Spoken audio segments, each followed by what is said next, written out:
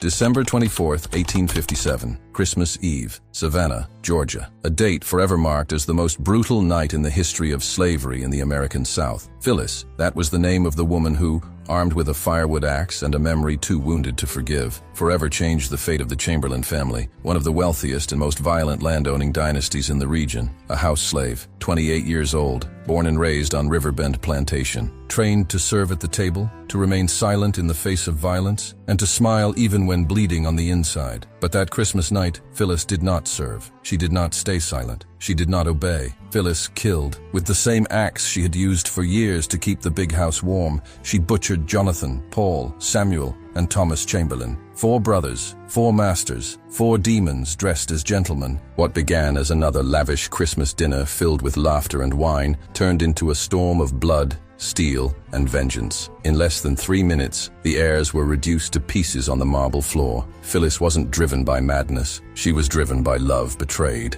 freedom denied, silence imposed, and the name Isaiah Carter, the man they promised to free and killed without warning. This is the true story of Phyllis, a slave who decided that Christmas would not be a night of peace, but of justice. Before we continue with the video, drop a comment telling us where you're from and what time it is over there, and don't forget to subscribe to the channel. While the city glowed with Christmas candles, the slave quarters trembled in silence. The moon hung low over Savannah, swollen and pale, like an eye too tired to cry. Across the city, windows danced with candlelight. Fireplaces crackled in parlors trimmed with garlands. Children dreamt of gifts behind warm quilts, while their mothers basted turkeys and glazed hams. It was Christmas Eve, 1857, a night of hymns and fat bellies, of polished shoes and silver cutlery. But in Riverbend Plantation, the air was different. There, the cold bit through wooden planks like teeth. The smell wasn't roasted meat, but old sweat and damp cotton. The only fire burned low in the slave quarters, not enough to warm bones, only enough to see the rats pass. No songs,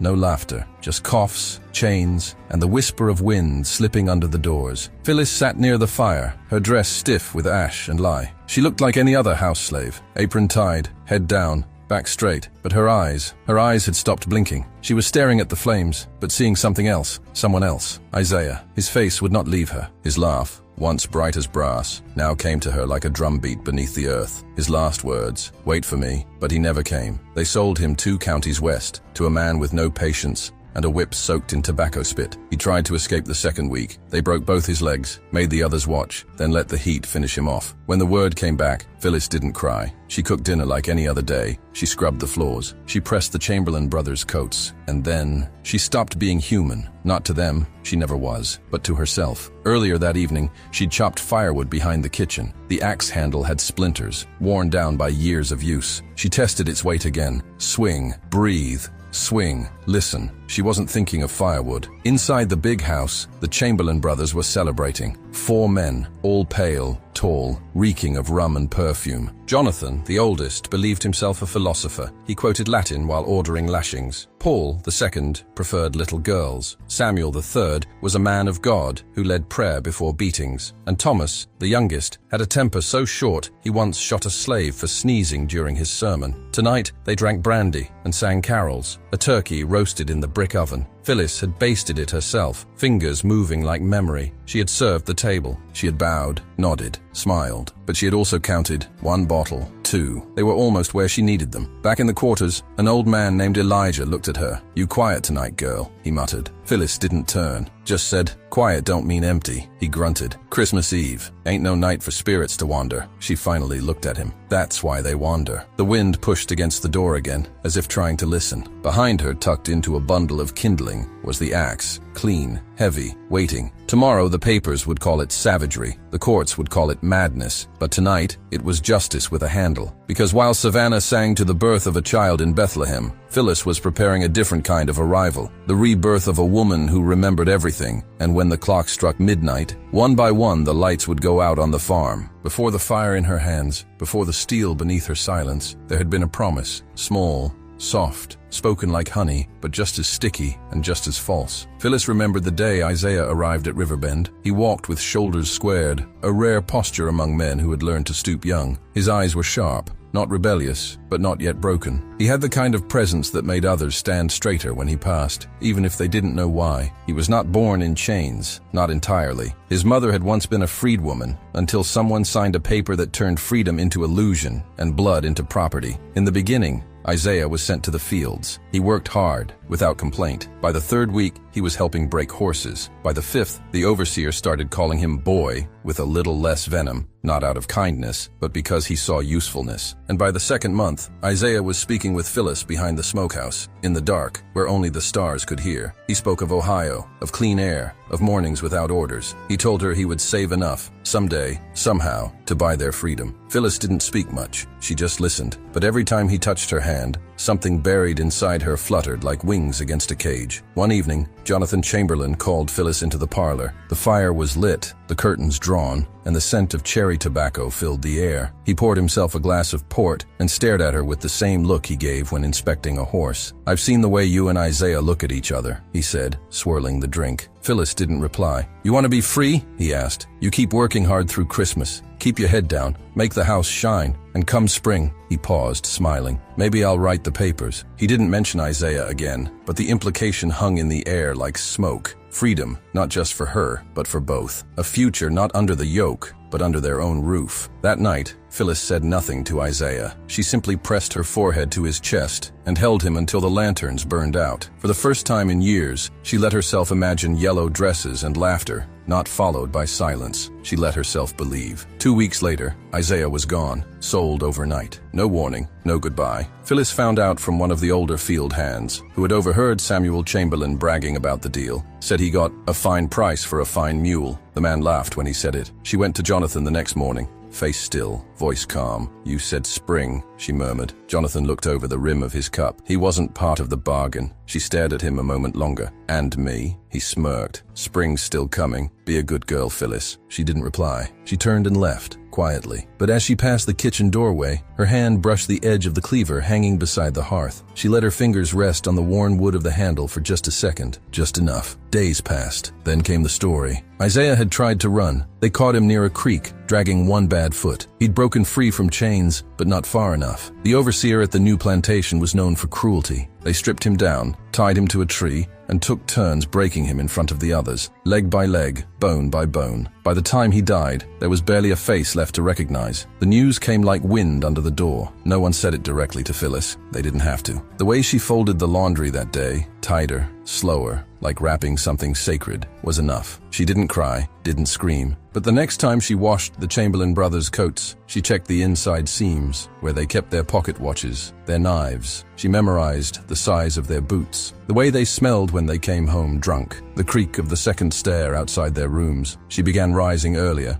going to bed later, working harder. No one noticed that the firewood was being chopped finer, cleaner. No one noticed that the axe was moved, cleaned, dried with more care. No one noticed how her eyes never followed the ground anymore. The promise had been broken, but something else had taken its place. Colder, older, patient like frost waiting beneath soil. Isaiah was gone, but Phyllis was still here, watching, waiting. And the axe no longer belonged to the firewood. It was just a tool, heavy, worn, smoothed by years of calloused hands and the sweat of backs that never got rest. Phyllis had held that axe for 7 winters, splitting logs, chopping fatwood, feeding the kitchen hearth that warmed the food of men who fed off her silence. But that morning, as frost covered the dead grass and the Christmas sun peeked over the pines, she lifted it like it was something more than wood and iron. She tested the grip, balanced it with one hand, swung low, just once, and listened. The sound it made wasn't the thump of labor, it was the whisper of reckoning. The yard behind the kitchen was still quiet. Most of the others were indoors, preparing pies, plucking poultry, setting tables, and arranging garlands under the stern eyes of the Chamberlain wives. The frost hadn't yet melted, and each breath left ghosts in the air. Phyllis stood alone. She swung again. A thick log cracked down the center, clean, efficient, no wasted motion. It would have seemed ordinary to anyone watching, a house servant doing her chore. But there was something in her stance, a stillness between the movements, as if she wasn't just cutting wood. She was listening, remembering. Each blow of the axe became a heartbeat in reverse, one for every lie she'd been fed, one for every scar Isaiah carried, one for each of the 4 men who would die before dawn. Later that morning, she returned to the house. Her apron was clean, her eyes lowered, her hands folded before her like a hymn. To the chamberlains, she was still the quiet one, the obedient housegirl who never raised her voice, never challenged a command. Jonathan sat in the parlor, oiling his boots. Samuel was at the piano, humming a hymn between sips of whiskey. Paul watched the younger housegirls move about the room like prey in a cage. And Thomas hadn't come downstairs yet. Phyllis moved between them like breath. She placed firewood beside the hearth. She lit candles. She dusted the frame where the portrait of their father hung, a man whose name was carved into deeds, slave ledgers, and tombstones alike. The chamberlains were his legacy, molded in his image, arrogant, cruel, confident in their invincibility. But none of them noticed that Phyllis's hand lingered on the mantel, that her fingers traced the edges of the fire-iron rack, that her eyes flicked briefly to the large key ring hanging near the back door. At midday, she returned to the quarters. Not to rest, she hadn't rested in years, but to gather the things no one else would think to notice. A rag soaked in lard to muffle hinges, a spare apron to wrap the axe in, and a threadbare shawl that smelled of old smoke and bone dust. She tucked everything behind the stacked crates near the smokehouse, covered it with salted rags and fish barrels. She walked slowly, deliberately, never rushing, not because she feared being seen, but because she wanted to remember every step, every breath. Every beat of her heart before it changed its rhythm forever. That evening, as the sun began to drop behind the pine line, Phyllis watched the Chamberlain brothers gather in the great room. They laughed loudly, drank brandy warmed by the fire. The scent of roasted duck filled the house. A string trio, slaves borrowed from a neighboring estate, played softly in the corner. Glass clinked, boots stomped. They were celebrating because they believed themselves untouchable, because no one had ever told them otherwise, because no one like Phyllis had ever been given the chance. But something else filled the air that night. Not just music, not just smoke. It was memory, thick, bitter, and rising like sap through the floorboards. The axe remembered, and so did she. Tomorrow, the walls would be soaked, but tonight, they were still clean. Phyllis moved through them with quiet grace, and with every step, the weight of the wrapped axe near the smokehouse pulled the future closer, inch by inch, heartbeat by heartbeat. It was no longer just a tool, it was a name she hadn't spoken aloud yet, but soon, the axe would speak for her. They wore their cruelty like fine coats, tailored, polished, passed down from their father. Jonathan, Paul, Samuel, and Thomas Chamberlain, 4 brothers born into land, liquor, and lawlessness. Sons of Colonel William Chamberlain, a man known across Georgia not for justice, but for how efficiently he could turn people into property. When he died, he left behind a house of brick, 400 acres of cane and cotton, and a legacy of blood dressed in wealth. Each brother had learned a different lesson from their father. Each one carried it in his own way, and each would soon pay for it. Jonathan was the eldest, 42, the thinker, the one who quoted scripture and Shakespeare while ordering punishments. He believed in order, not justice, not mercy, order, a system with him at the top and everyone else nailed beneath. He took pride in his logic, in his restraint, in how cleanly he could command a man's breaking without raising his voice. He once had a field hand whipped for stealing time, the crime, pausing too long to wipe his brow. Phyllis had served him the longest, watched him sip tea and discuss abolition like it was a far-off rumor, irrelevant and inconvenient. He was the one who offered her the lie, that sweet-spoken promise of freedom. His voice had been calm that day, assured, as if he believed his own deceit. Paul came next, 38, slippery as oil, always smiling, always watching. He rarely raised his hand in violence, not because he was gentler, but because his pleasures didn't require bruises on the outside. Paul preferred girls young, unready, frightened. He told them it was favor, that it was better to be chosen than ignored. Phyllis had kept distance from Paul for years, but she'd seen the aftermath in the kitchen. The girls too quiet, the blood-stained rags hidden behind the stove. She remembered a child named Elsie, 11, gone within weeks, claimed to have been sent north, but no wagon had ever come. Samuel III was the preacher, 35, a man who wore a cross like armor and carried a Bible like a weapon. Every Sunday, he read from the good book, while the slaves stood in the dirt, heads down, hearing sermons about obedience and divine order. God made us masters, he'd say, to teach the rest their place, but his real scripture was pain. He believed punishment was purification. That screaming was the soul shedding sin. He kept a ledger of offenses in his study, names, dates, infractions, number of lashes, neat, tidy, like accountancy of human suffering. He was the one who had tied Isaiah to the whipping post that night before he was sold. Phyllis hadn't seen it, but she heard it. Every crack of the whip like a nail hammered into her memory. Then came Thomas, youngest, 28. Thomas didn't hide behind religion or charm. He was pure temper, a storm in boots and bourbon. He beat men for coughing too loud, punched horses in the face when they didn't obey. Once, he fired a pistol at a slave child for crying during his card game, missed the head, shattered the girl's arm. Unlike the others, Thomas didn't believe in hierarchy or legacy. He believed in fear. It was the only language he spoke. He carried a pistol at all times,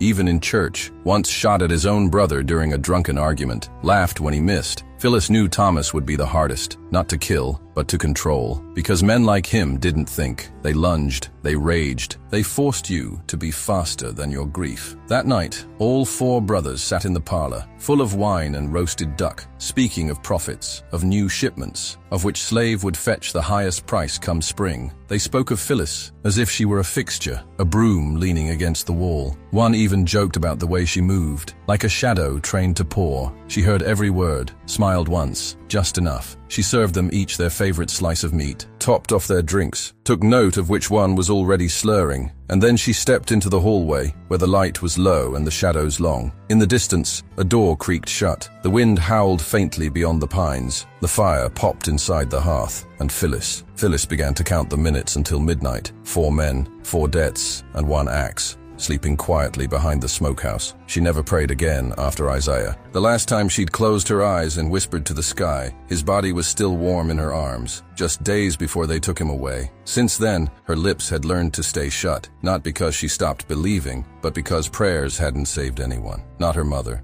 not the baby she lost in the winter of '52, not Isaiah. What she did now wasn't prayer, it was remembrance. Names, dates, faces, recited not to heaven, but to herself. Phyllis sat on a low stool near the back pantry, her apron clean, her hands folded over her knees like a woman waiting to be summoned. The chamber behind her pulsed with drunken laughter and the shuffle of boots on polished wood. It would be soon. The wine had worked. The fire was low. Outside, the wind moved slow across the cane fields, brushing the long blades like hands over the backs of the forgotten. She closed her eyes and began the list. Elsie, Isaiah, Mama, Binta, Moses, Hector, Grace, 1 name for each step she would take through that house. 1 for each swing of the blade, each name a weight, each a drumbeat in her chest. She was not alone. They were all with her now. She rose slowly. The kitchen clock clicked behind her, ticking toward midnight. The others were either asleep in the quarters or curled in corners, too afraid to lift their heads. No one questioned her movements anymore, not since she had become so perfectly predictable. She moved through the servant halls with steady steps, her shoes soft against the floorboards. Every candle she passed flickered, as if recognizing her. Outside, she reached behind the barrels, into the hidden gap she'd prepared days earlier. Her hands found the cloth bundle, unwrapped it. The axe gleamed in the moonlight, not polished, but sharp. The kind of edge that only time and fury could grind. She tested the weight once more. Her arms didn't tremble, they remembered. Just as the axe did. Inside the house, the Chamberlain brothers were in different rooms now. Jonathan had retreated to his office, thumbing through his ledgers. Paul had followed a girl upstairs, one too young to know what was coming. Samuel had passed out near the fireplace, still holding a glass of wine. And Thomas, restless, wandered the hall, pistol swinging lazily from his belt. They were scattered. Good. Phyllis had planned for that. Not in words, not on paper, but in bone, in silence, in the corners of her mind where rage lived like a coiled snake. She inhaled deeply, through her nose. The air smelled of cinnamon, cedar, and smoke. The smoke was from the kitchen fire, but she imagined it rising from something older. The kind of fire that once lit the way for runaways in the swamp. The kind of fire that signaled war. She stepped inside the back hallway. The floor creaked once, and then held. She tightened her grip. From this point forward, there would be no turning, no mercy, no last words, only the axe and the names: Grace, Thomas, Isaiah, Samuel, Elsie,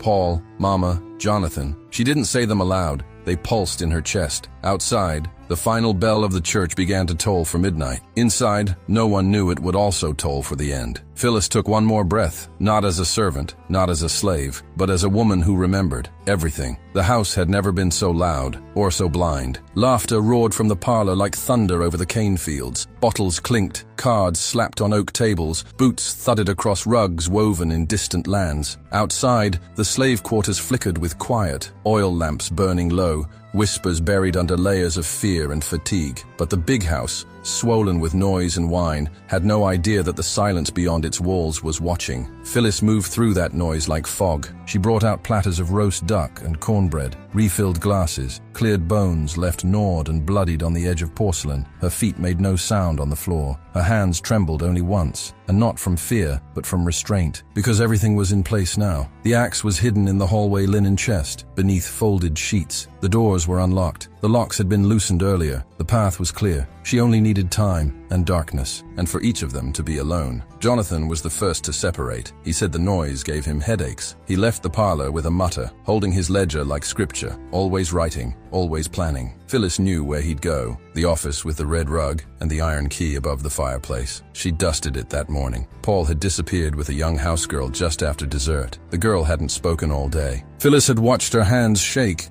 as she served the wine, had seen the way Paul's palm lingered on her waist as they left the room. She was 15, maybe. Phyllis didn't know her name. Samuel sat by the fire, whispering scripture through lips stained red with port. He quoted lines about order, sin, obedience. None of the words reached God. His head lolled back on the chair, the Bible resting open on his lap. His fingers twitched. He was slipping under. And Thomas paced. He always paced when drunk, like a hound sniffing out trouble before it had a scent. His pistol swung at his side, still holstered, but loose. He'd punched a wall earlier. Furious that the girl he'd wanted had escaped to the cookhouse, he'd shouted that someone would pay. Phyllis had watched him from the shadows. She didn't flinch. She'd spent too many years serving his anger in silver dishes to fear it now. By now, the house had dimmed. Most candles had burned low. The music had stopped. The string trio had been dismissed. The halls echoed with the kind of silence that doesn't come from peace, but from the moment before something breaks. Phyllis returned to the kitchen once more, washed her hands, folded the towel. She looked around. The knives were clean. The fire was low. Everything exactly where it should be. She took the long hallway back toward the main house, stepped slow, breathing calm. When she passed the window, she looked outside. The moon was high now, cold, wide, watching. The same moon that had watched Isaiah scream, that had watched her mother crawl through blood after childbirth, that had seen every lash,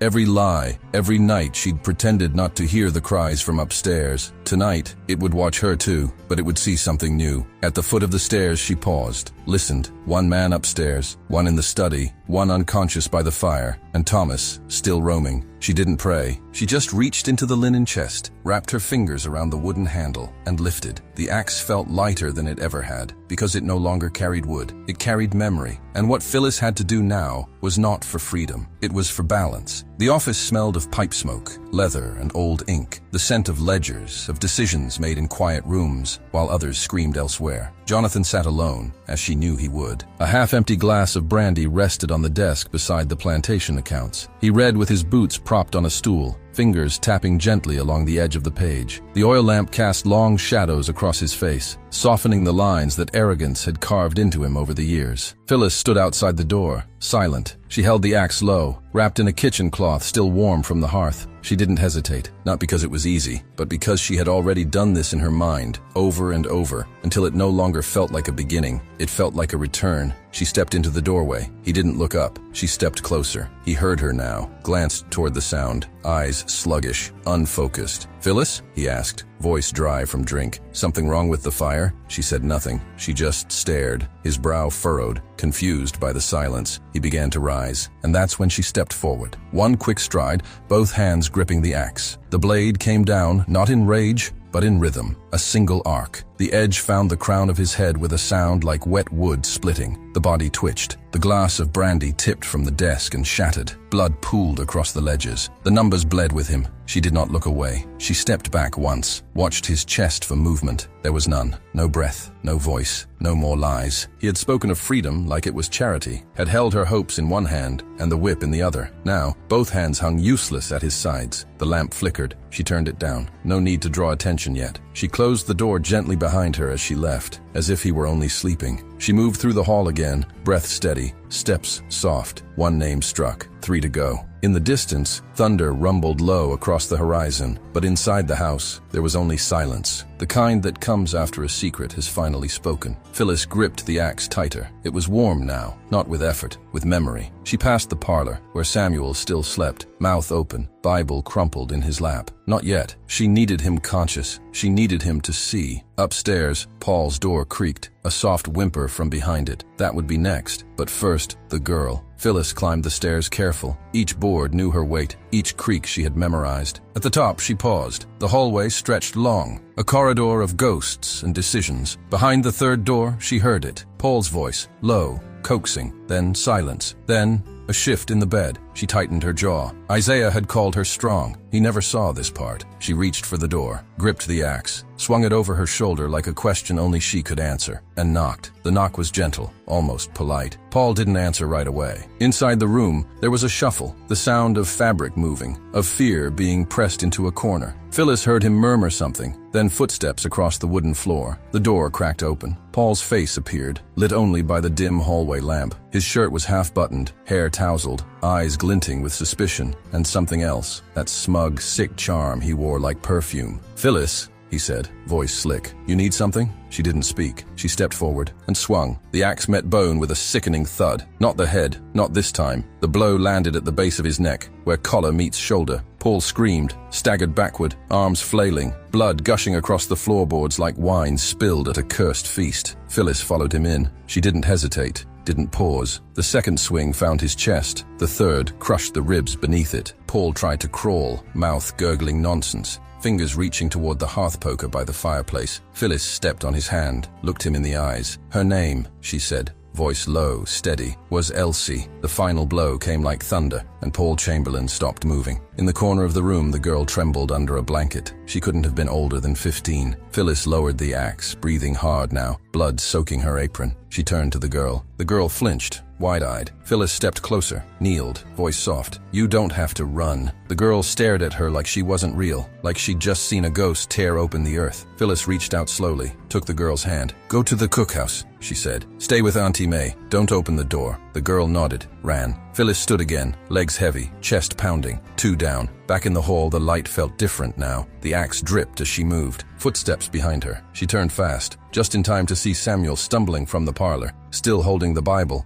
blinking at the blood on the floor. He froze when he saw her. "Phyllis, what is this?" he slurred. "Where's Jonathan? What have you done?" She said nothing. He looked at the axe, at the trail of blood leading from Paul's door, then at her eyes. "No," he whispered. "No, girl, don't you know what you're doing?" She stepped forward. He backed away. "It's Christmas," he pleaded. You can't do this on his day." She stopped, looked him dead in the eye. "His day came and went," she said. "This one's mine." Samuel turned to run, made it to the top of the stairs, slipped, fell hard. His Bible flew from his hand, tumbled down the steps. Phyllis followed him, one step at a time, axe in hand, calm as Sunday rain. At the bottom, he lay groaning, blood on his mouth. He tried to speak, quoted scripture, but she wasn't listening anymore. He'd preached forgiveness while ordering pain, sung hymns while others buried their children. Now, his voice cracked like old wood. She raised the axe and ended the sermon. Three down. Only Thomas remained, the loudest, the cruelest, the one who never hid what he was. Phyllis turned, walked through the hall, blood trailing behind her like ink on the final page of a book long overdue to close. Somewhere in the house, a door slammed, a scream, not hers. Thomas had found a body. He was awake now, armed and hunting. Good, let him come. She gripped the axe. The storm wasn't over, it was just beginning. The house was breathing now, not with life, but with heat, blood, and something older. The kind of breath that rises from graves, the kind that knows names. Smoke hung low in the corridors. The oil lamps had burned down to a dim orange haze, casting shadows that moved like ghosts along the walls. Blood painted the floorboards. 3 bodies lay where power once sat. Jonathan in his chair, Paul in the bedroom, Samuel at the foot of the stairs. Only one remained, and he was ready to kill. Thomas Chamberlain's boots thundered through the house, each step a threat. He called her name now, not quiet, not cautious. "Phyllis!" it echoed. "Come out, you damn witch. You think I don't know what you done?" She heard the cock of his pistol. "You hear me? I'll shoot you slow." He was hunting. But the thing he didn't understand, the thing none of them had, was that Phyllis hadn't run. She hadn't hidden. She was waiting, because Thomas wasn't a surprise. He was the final obligation. She stepped into the dining room. The long table was still set, silver forks, crystal glasses, the duck half-eaten, wine bottles half-drained. The fire had died down. Ashes glowed faintly in the hearth. She walked to the head of the table and sat, placed the axe beside her on the polished wood. The blood had dried now, black around the handle. Her hands were steady, her breathing calm. She faced the hallway and waited. It didn't take long. Thomas stormed in, eyes wild, pistol raised, shirt open, face red from rage and drink. He saw her sitting there, quiet as stone, his lip curled. "You think this is over?" She didn't answer. "Get up!" he spat. She stayed seated. I said get. She stood. Fast, and that motion was enough. He fired. The shot missed, the bullet thudding into the chair behind her. She didn't flinch. He cursed, tried to reload. Too late. She crossed the room in 3 strides. He raised his arm to block her. The axe came down, not once, but again and again. Not wild, not angry, precise. Thomas screamed, fell, tried to crawl. She followed him to the floor. This time she didn't say a word. When it was done, the only sound was the crackling of dying embers. Phyllis stood in the center of the room, soaked to her elbows, her apron red, the blade dripping onto the marble tiles. All 4 were gone now. The Chamberlain name, choked by its own root. She looked at the feast they'd left behind, the duck, the silver, the wine, all untouched by justice until now. She picked up a glass, poured a small measure of red wine, and sat again at the head of the table. The blood on her hands clashed with the crystal, but she raised it anyway, not in celebration. In memory, for Isaiah, for Elsie, for her mother, for the ones whose names had been swallowed by silence. She drank, alone. When the morning light broke through the windows, it found her still sitting there, still, calm, eyes open, not afraid, not finished, only free. Not because the law would spare her, it wouldn't, but because the truth had finally spoken. And in that silence, after screams, after steel, there was peace. The kind you don't find in prayers, only in reckoning. They came for her just after sunrise. A neighbor had seen the smoke and sent a rider. The sheriff arrived with 6 men, all armed, all pale. When they stepped into Riverbend, the silence was thick, like walking into a church after the last hymn. They found the bodies where she left them. Jonathan slumped over his books, Paul in his blood-soaked bed, Samuel with his Bible open to Exodus. Thomas sprawled across the dining room floor, pistol still in hand, eyes wide like he'd seen judgment walk into the room with a kitchen apron and an axe. And Phyllis, she was still at the table, back straight, hands folded, waiting. They didn't ask questions. They didn't read her rights. They bound her wrists with rope, tight enough to bleed, and dragged her outside. As they led her down the steps, she turned her face to the fields. She looked out over the rows of cane, now brittle and frozen in the winter air. The same fields where Isaiah once sang to make the labor bearable, where children had been born in the dirt and old men had died standing. Fields that had swallowed screams for decades. Now, they whispered something different. Her name. Word spread fast. By nightfall, the city of Savannah was already ablaze with gossip. The Riverbend Massacre, they called it. 4 white men butchered by a house servant. The newspapers didn't print her full name, just the negress Phyllis. They called her mad, said it was sudden. But the people in the quarters knew better. In hushed tones behind cook fires and well buckets, they spoke of her with awe, with fear, with reverence. Her story traveled faster than any whip. The girl who didn't run, who didn't scream, who turned the axe around and wrote a different ending. The trial lasted 2 days. No defense, no mercy. The courtroom smelled of ink and sweat and sawdust. The jury took 30 minutes. Guilty. They sentenced her to hang. In the jail cell, Phyllis didn't beg, didn't speak. She sat by the window, where a sliver of sky peeked through rusted bars. Every now and then, she would close her eyes, not to dream, but to listen, to names, to footsteps, to the sound of chains beginning to loosen. On the day of her execution, they dressed her in white. They said it was tradition. They said it was proper. They didn't understand what they were doing, because white was not their color. It belonged to her now, to the woman who walked to the gallows like it was a wedding altar, like she wasn't ending something but sealing it. The crowd watched in silence. Some jeered, some wept, some couldn't look away. When they asked if she had last words, she looked straight ahead and said, "I only did what they taught me," and then she stepped forward. But Phyllis didn't die that day. Her breath may have stopped, her heart may have stilled, but her story sharpened. It traveled the coast by whisper, down into the Carolinas, into the fields of Alabama, through the rice swamps of Louisiana. Her name was spoken under breath, carved into trees, sewn into lullabies passed between mothers and daughters. She became more than a woman. She became reminder that even the quiet ones remember, that even the bound ones can cut deep, that even the darkest night can carry a blade. They tried to bury her beneath shame, but she was already planted in memory, and memory grows wild. If this story burned something inside you, it's because it wasn't told in vain. Subscribe, leave your mark, and share it with those who carry in their blood the memory of those who dared to fight back.